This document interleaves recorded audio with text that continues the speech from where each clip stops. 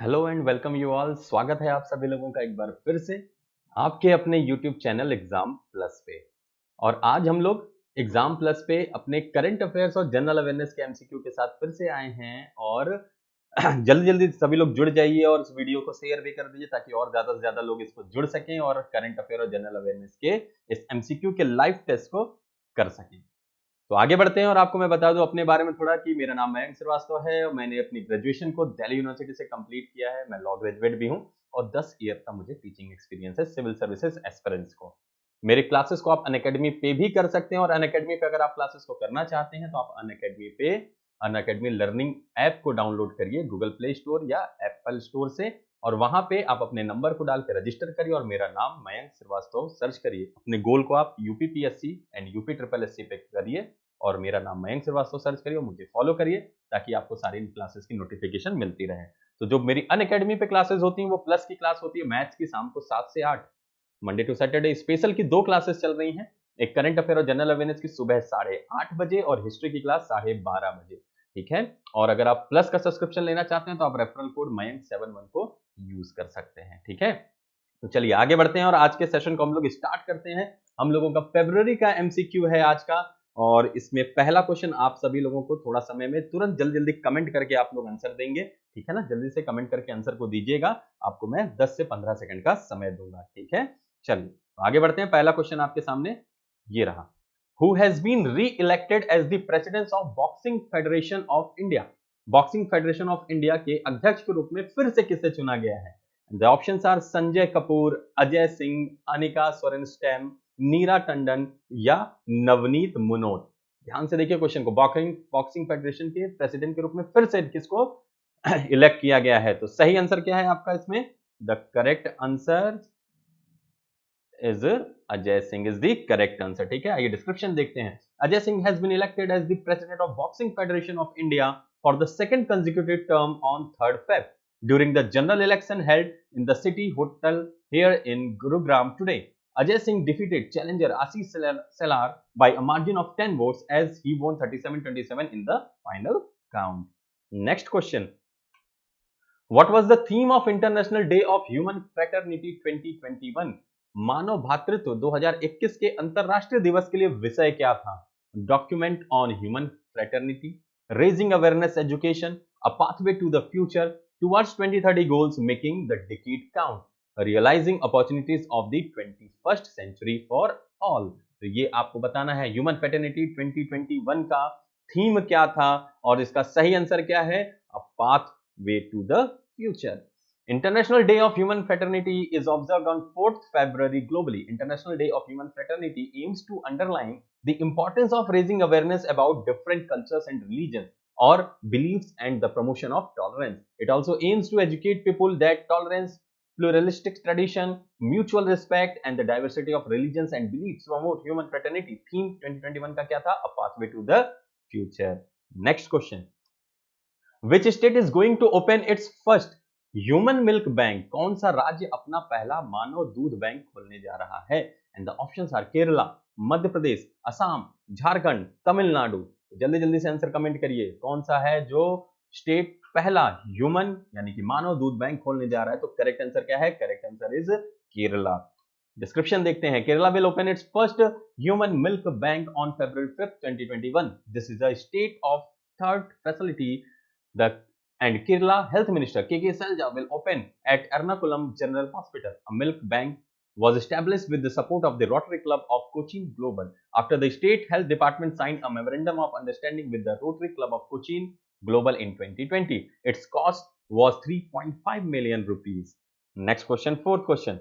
Who among the following has become India's youngest female pilot at 25? निम्नलिखित में से कौन 25 में सबसे कम उम्र की महिला पायलट बन गई है? सृष्टि गोस्वामी, भावना कांत, वनीता गुप्ता, आयशा अजीज या माला अडीगा। ठीक है, यंगेस्ट फीमेल पायलट कौन बनी? जल्दी जल्दी से आंसर को कमेंट करिए आप और इसका सही आंसर क्या है? The correct answer is Ayesha Aziz. Next, आइए इसका डिस्क्रिप्शन पहले देख लें। A 25-year-old Kashmiri woman Aisha Aziz has become the youngest female pilot in the country. She became the youngest student pilot to get the license at the age of 15 in 2011. The 25-year-old from Kashmir, who is the youngest female pilot in the country act is a source of inspiration and a beacon of empowerment for numerous Kashmiri women. Next question. Name the Indian Navy aircraft which has successfully fired combat KH-35E anti-ship missile during the theater level readiness and operational exercise 2021 ट्रोपेक्स 21। भारतीय नौसेना के उस विमान का नाम बताइए जिसने theatre स्तर की तत्परता और परिचालन अभ्यास 2021 के दौरान KH-35E एंटी-शिप मिसाइलों का सफलतापूर्वक सामना किया, प्रत्युत्तर किया मतलब। Then the options are Kawasaki P1, ATR-42, Lockheed UT, Eleusin 38 SD, Boeing E3 Sentry। जल्दी जल्दी आंसर दीजिए, कौन सा सही ऑप्शन है जिसने सक्सेसफुली टेस्ट फायर किया है? तो करेक्ट आंसर क्या है इसका? The correct answer is Eleusin 38 SD। आइए डिस्क्रिप्शन देखते हैं। The Indian navy long range maritime reconnaissance aircraft Eleusin 38 SD aircraft successfully fired combat KH-35E anti-ship missile during the ongoing theater level readiness and operational exercise 2021. Tropex 21 is aimed at testing combat readiness of the Indian Navy along with the assets of the Indian Air Force, the Indian Army and Coast Guard in a complex multi-dimensional exercise set is the context of the current geostrategic environment. Sixth question. Which country has built the world first energy island? किस देश ने विश्व का पहला ऊर्जा द्वीप बनाया है? And the options are Sweden, Norway, Switzerland, Finland, Denmark. विश्व का पहला ऊर्जा द्वीप किसने बनाया है? तो सही आंसर क्या है? The correct answer is Denmark. आइए डिस्क्रिप्शन देखते हैं। The government of Denmark built the world's first energy island in the North Sea that will produce the and store enough energy, green energy, to meet the electricity needs of 3 million households in European countries. The hub will strengthen the integration of Europe power grid and increase renewable electricity production necessary for a climate neutral Europe. Next, who has been appointed as the chairman of the National Safety Council? राष्ट्रीय सुरक्षा परिषद के अध्यक्ष के रूप में किसे नियुक्त किया गया है? And options are S.N. Subramanyam, Prashant Joshi, P. Praveen Siddharth, Shashi S Vempati, Vivek Murthy. सुरक्षा परिषद, राष्ट्रीय सुरक्षा परिषद के अध्यक्ष के रूप में किसे नियुक्त किया गया है? जल्दी जल्दी से आंसर को कमेंट करिए। तो करेक्ट आंसर क्या है? S.N. Subramanyam is the correct answer. S.N. Subramanyam has been appointed as the chairman of the national safety council for a period of 3 years, informed the Ministry of Labor and Employment on 6 Feb. Subramaniam, the CEO and Managing Director of L&T, is an engineer who had worked in the infrastructure business of the firm for several years. Next question. What is the theme of International Day of Zero Tolerance for Female Genital Mutilation 2021? Female genital mutilation 2021 के लिए international day of zero tolerance की theme क्या थी? ध्यान से पढ़िएगा, थोड़ा time ज्यादा दूंगा मैं इसमें आपको। Building a solid and interactive bridge between Africa and the world to accelerate ending FGM by 2020, unleashing youth power, 1 decade of accelerating action from zero female genital mutilation. Third one is no time for global inaction, unite, fund and act to end female genital mutilation. Fourth one is mobilizing youth around the elimination of harmful practice including female genital mutilation. And the last option is achieving the new global goals through the elimination of female genital mutilation by 2030. आपको समय ज्यादा दिया है, जल्दी जल्दी से comment करिए सही आंसर इसका क्या है। The third one is the right answer. आइए देखते हैं। International day of zero tolerance for female genital mutilation is observed on 6 February to spread awareness and educate people about the consequences and problem that females face due to genital mutilation. Theme क्या थी? No time for global inaction, unite, fund and act to end female genital mutilation. Next question.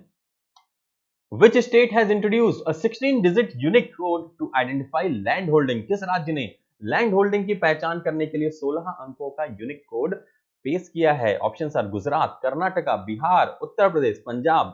जल्दी जल्दी सोच के बताइएगा। 16 digit का एक unique code है, इसका डिस्क्रिप्शन अभी हम लोग आगे देखेंगे। जल्दी से आप ऑप्शन को करेक्ट ऑप्शन को जल्दी से कमेंट कर दीजिए। तो सही आंसर देखते हैं। आइए क्या है इसका सही आंसर है? Uttar Pradesh. The Uttar Pradesh government has introduced a system of issuing a unique 16-digit Unicode on February 7, 2020. This Unicode will be used to mark all kinds of land holdings in the state. The Unicode numbers for the land will comprise of the 16 digit. The first 6 digits is based on the population of the land. Next four digits in the line would determine the unique identity of the land. Digits from 11 to 14 would be the number of division of the land. Lastly, two digits would contain the details regarding the category with the help of the last two digits. The category of the land with residential, agriculture and commercial land can be identified. 10th question.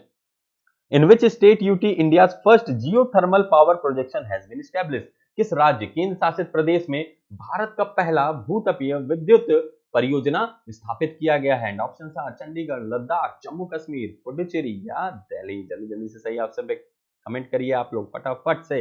और इसका सही answer क्या है? The correct answer is Ladakh. अच्छा, आप लोग को एक बात बता दूं, नीचे ये जो आपको टाइमिंग दिख रही है, ये टाइमिंग आपके अनअकैडमी पे मेरी क्लासेस की हैं।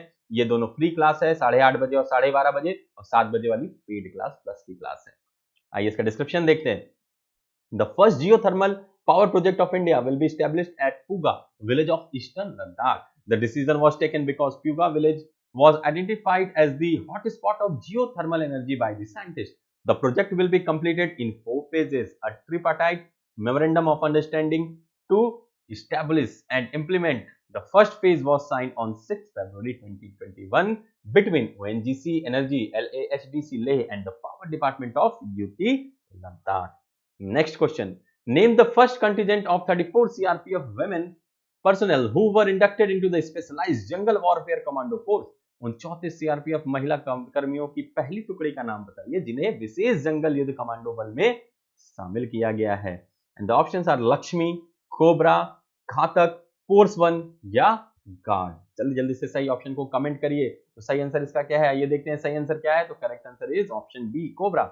A maiden contingent of 34 CRPF women personnel were inducted into the Specialized Jungle Warfare Commando Force called Cobra. The contingent would now be deployed in the anti-Naxal operations grid of India. The commandos of the Cobra are required to be mentally and physically tough. They are mostly deployed in the most violence-affected states of the country. They are also deployed for the insurgency operations. Next question. Who among the following co-chaired the first Indian-European Union high-level dialogue? निम्नलिखित में से किसने पहले भारतीय यूरोपीय संघ उच्च स्तरीय संवाद की सह अध्यक्षता की है? निर्मला सीतारमण, एस जयशंकर, नरेंद्र सिंह तोमर, राजनाथ सिंह या पीयूष गोयल। जल्दी से सही आंसर को कमेंट करिए आप लोग फटाफट से। और सही आंसर आइए देखते हैं क्या है इसका। तो सही आंसर है पीयूष गोयल। डिस्क्रिप्शन देखा जाए, the first Indian European Union high level dialogue and was co-chaired by the Minister of Commerce and Industry Piyush Goyal from India side and the European Union Executive Vice President and Trade Commissioner Mr.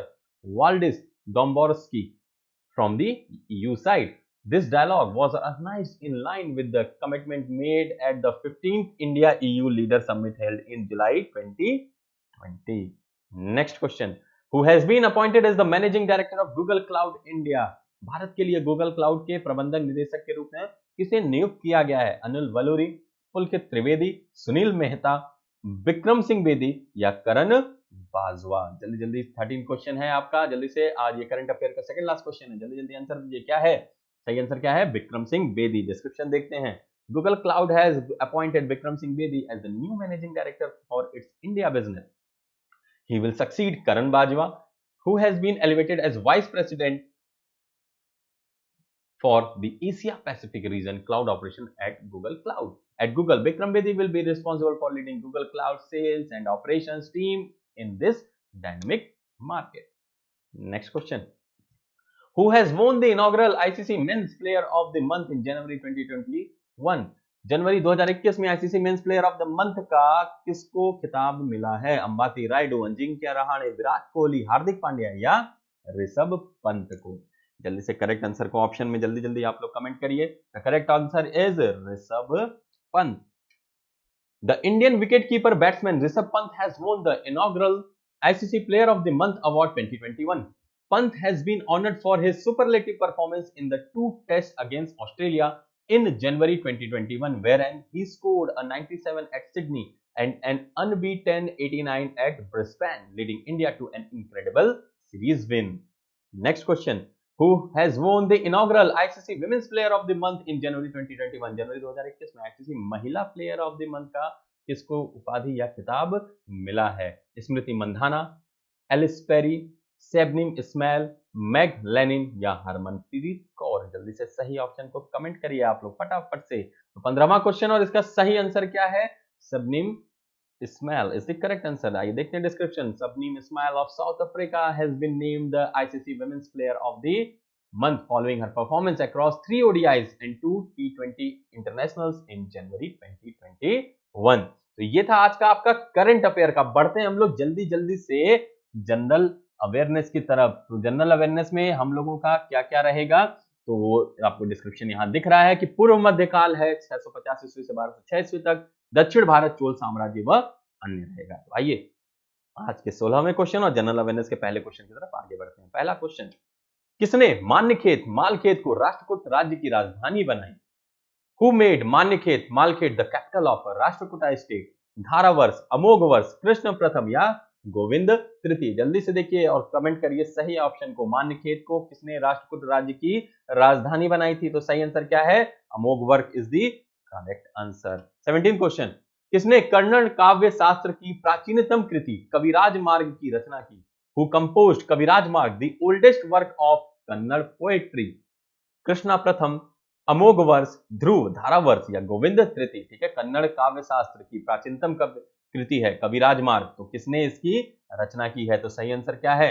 अमोघ वर्ष is the correct answer. 18 question, Rashtrakuta काल में राष्ट्र या प्रांत का प्रधान क्या कहलाता था? In the Rashtrakuta period it was called the head of the राष्ट्र, प्रोविंस, राष्ट्रपति, राष्ट्रिक, रठिक या विषयपति? क्या बोलते थे? जो भी प्रधान होता था राष्ट्र का उसको क्या बोला जाता था? तो उसको क्या बोलते थे? राष्ट्रपति बोला जाता था। 19 क्वेश्चन, किस राजवंश का काल कन्नड़ साहित्य के उत्पत्ति का काल माना जाता है? The period of which dynasty is considered to be the period of origin of Kannada literature? Satavahana, Rashtrakuta, Chola या इनमें से कोई नहीं? तो किसको मानते हैं भाई कन्नड़ काल के साहित्य की उत्पत्ति का काल? जल्दी से सही ऑप्शन को आप लोग कमेंट करिए और सही आंसर क्या है इसका?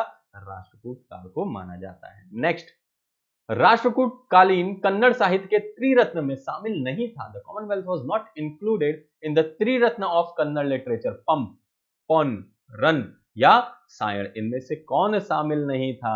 इसमें से शामिल कौन नहीं था? तो इसका करेक्ट आंसर क्या है? The correct answer is Sion, इसमें से शामिल नहीं था।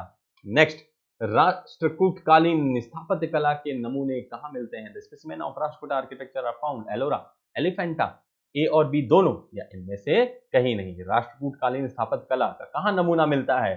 तो आपको पता होगा, जिनको नहीं पता है ध्यान से सुनिए। तो आपको ये मिलता कहां है? ये मिलता है आपको एलोरा में भी और एलिफेंटा में भी, इसीलिए ऑप्शन कौन सा? सी आपका सही हो जाएगा। नेक्स्ट क्वेश्चन, रावण की खाई, दशावतार, कैलाश गुफा मंदिर आदि कहां मिलते हैं? रावण स्ट्रेंच, दशावतार, कैलाश केव टेंपल एक्सेट्रा आर फाउंड कहां पे?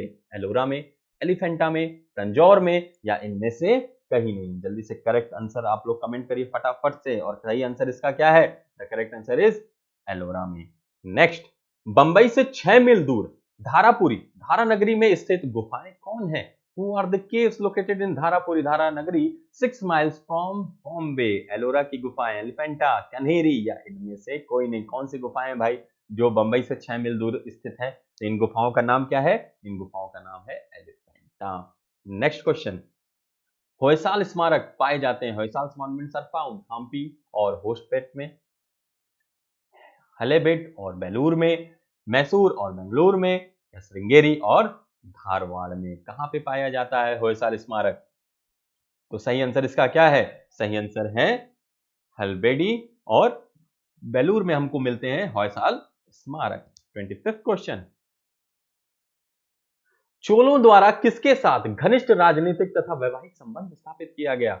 With whom did the Cholas establish a close political and matrimonial relationship? Vengi के चालुक्य, कल्याणी के चालुक्य, बादामी के चालुक्य या इनमें से कोई नहीं? तो भाई किसके साथ राजनीतिक तथा वैवाहिक संबंध स्थापित किया गया? वो भी घनिष्ठ थे बहुत। तो इसका सही आंसर क्या है? वेंगी के चालुक्यों के साथ। नेक्स्ट क्वेश्चन, चोल काल में निर्मित नटराज की कांस्य प्रतिमाओं में देवाकृति प्रायः the deity of is often found in the bronze statue of Natarajan built in the Chola period? अष्टभुज है, षष्टभुज है, चतुर्भुज है या द्विभुज हैं। तो नटराज की प्रतिमा अगर आप लोगों ने देखी होगी तो आपको ध्यान होगा, और इसका सही आंसर क्या है? द करेक्ट आंसर इज ये चतुर्भुज है। 27th क्वेश्चन, 9वीं शताब्दी ईस्वी में निम्नलिखित में से किसके द्वारा चोल साम्राज्य की नींव डाली गई थी? Who among the following laid the foundation of the Chola Empire in the 9th century AD? Rajaraja Chola, Parantaka, Krishna प्रथम या विजयालय? तो किसने डाला था भैया चोल साम्राज्य की नींव को? जल्दी से अपना करेक्ट आंसर कमेंट करिए, और मैं बता रहा हूं आपको सही आंसर क्या है।